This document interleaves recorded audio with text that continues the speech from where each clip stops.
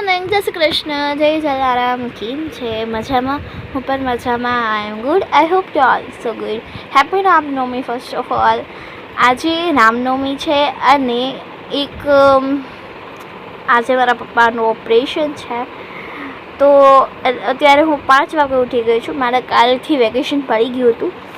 તો અત્યારે હું ફટાફટ બધું સામાન લઈને પપ્પા પાસે જાઉં છું.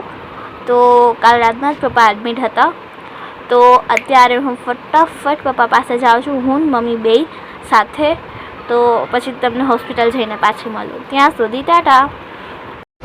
તો ગાઈઝ, હું અત્યારે હોસ્પિટલે પૂગી ગઈ છું અને પપ્પા ઓપરેશનની વાત જોઈને બેઠા છે. એમનો યુનિફોર્મ પણ આવી ગયો છે. તો ગાઈઝ, અત્યારે પપ્પાનું ઓપરેશન અમે લોકો બીજા ફ્લોર ઉપર આવી ગયા છે અને અત્યારે પપ્પાનું ઓપરેશન થાય છે અને અત્યારે બધું બતાવી દીધું છે. હવે પપ્પાને ઓપરેશનમાં લઈ જાય છે. ઓપરેશન થિયેટરમાં જો પપ્પા જાય છે.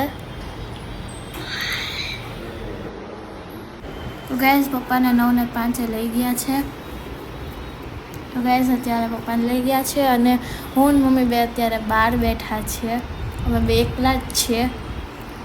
અને છે ને આમાં એક છે ને એપાર્ટમેન્ટ છે, તો એમાં છે ને ઉપર છે ને શિવલિંગ બેસાયેલી છે જો. તો ગાઈઝ, ડૉક્ટર આવી ગયા છે. ગાઈઝ, અત્યારે હું નીચે આવી છું પોતાની દવા લેવા માટે. તો રામનવમી છે એટલે બધાની શોભાયાત્રા નીકળવાની છે. તો અહીંયા છે ને ગરમી છે એટલે જ્યુસ પીવા માટે અહીંયા રાખ્યું છે ઠંડુ. સારું કહેવાય.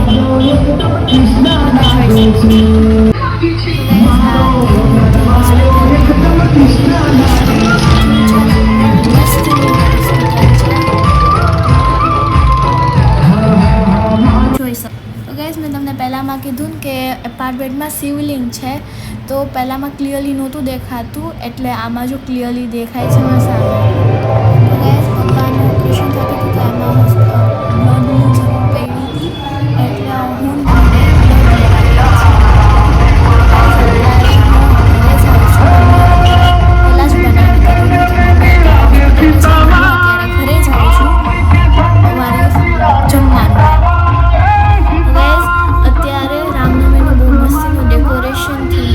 શોભાયાત્રાની કરવાની છે. તો ગાઈઝ, અત્યારે આપણી સેફટી માટે આર્મી મેં પોલીસ આપણી પ્રોટેક્શન માટે સેફલી આપણે તો એટલા માટે ગાઈઝ, અત્યારે શોભાયાત્રા નીકળી રહી છે.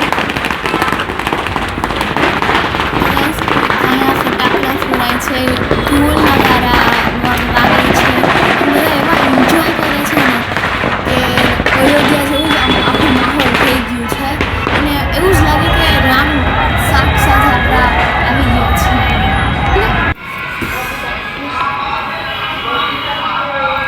જોઈ લો તમે. હનુમાન મંદિર પાસે પણ સ્ટેચ્યુ મૂક્યું છે. ગાઈઝ, હું અત્યારે ઘરેથી આવી ત્યાં સુધી ઓપરેશન થઈ ગયું હતું સક્સેસફુલી. તમારે લગ્ન થઈ ગયા છે હવે અત્યારે એક્સરે પાડવા લઈ જાય છે કે બધું કમ્પ્લીટ તમે સમજો તો મારે હમ ઓપરેશન. તો તમે જોઈ શકો છો ડૉક્ટર ચેકઅપ કરે છે.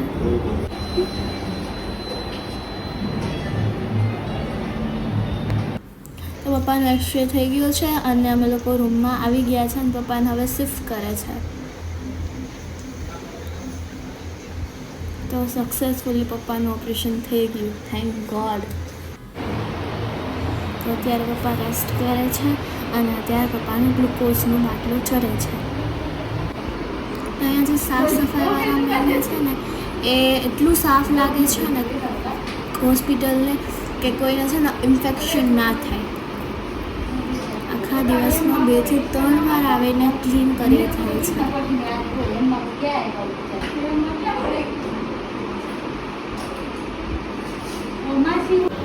તો પહેલાં પપ્પાને પાણી પીવાનું કીધું, પછી પપ્પાને ચા પીવાનું કીધું કે કાંઈ તકલીફ નથી થતી. તો ગાઈઝ, પપ્પાને જમવાની હા પાડી દીધી છે ડૉક્ટરે. તો સાંબો છે, દાણા છે, કેરી છે, છાશ છે, તો હવે અમે લોકો જમી લઈએ. તો અત્યારે પપ્પાને લોહી ચડે છે, જે હું સામેની બિલ્ડિંગમાં લેવા ગઈ હતી. તો ગાઈઝ અને જો કેટલું અંધારું છે, અને અત્યારે હું હવે ઘરે જાઉં છું. પપ્પા સૂઈ ગયા છે, મમ્મી અહીંયા હોસ્પિટલે છે, અને હવે હું ઘરે જાઉં છું.